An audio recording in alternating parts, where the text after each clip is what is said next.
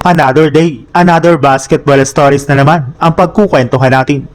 At ngayon nga ay pag-uusapan natin ang balitang pagkuha ng Golden State Warriors kay Kawhi Leonard at ang sinabi na Alperen Sengun sa Los Angeles Lakers. Nakafocus nga po ng gusto ang Golden State Warriors sa kanilang magiging win or go home laban sa Phoenix Suns, since ito na lang naman nga po ang nag-iisa na lang tsansa na extend pa ang kanilang kampanya at makapasok pa sa playoffs.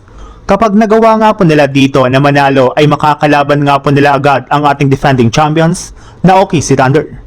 Pero kahit man nga po nakatoon ng gusto ang Warriors sa kanilang kampanya, ay hindi pa rin naman nga po naiwasan ang kanilang front office na magsimula ng pag-isipan ang kanilang mga gagawing move sa darating na offseason.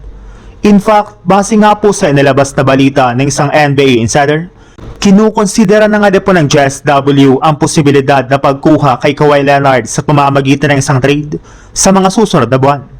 Matapos nga po ang mga nangyari ngayong season sa Clippers ay alam nga po nila na hindi na mananatili si Kawhi sa kanilang team sa darating na offseason, kaya pagkakataon na nga po nila para masungkit ito sa pamamagitan ng isang blockbuster trade.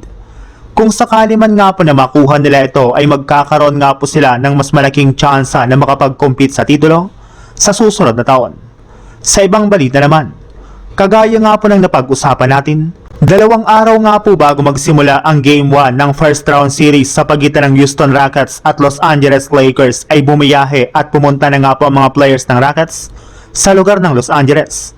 Dito na nga po nila ipagpapatuloy ang kanilang practice para paghandaan ang kanilang magiging unang laro sa first round ng playoffs. At kasabay nga po niyan ay nagsalita na rin naman nga po ang ilang mga players ng Rockets patungkol sa pagiging undermanned ng Los Angeles Lakers. Ayon nga po kay Alperen Sengun, sinabi nga po nito sa kanyang interview sa media na hindi para naman nga po niya mamaliitin ang Lakers kahit wala man itong Luka Doncic at Austin Reeves.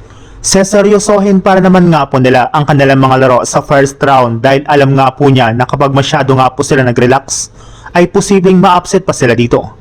Hindi pa rin naman nga po basta-basta ang player si LeBron dahil sigurado nga po napapalag ito sa kanilang magiging laban. Bukod na rin nga po dyan, may ilang mga players na rin naman nga po ang Lakers na kaya mag-step up dito, kaya iyan na nga po ang dapat paghandaan ngayon ng Houston Rockets.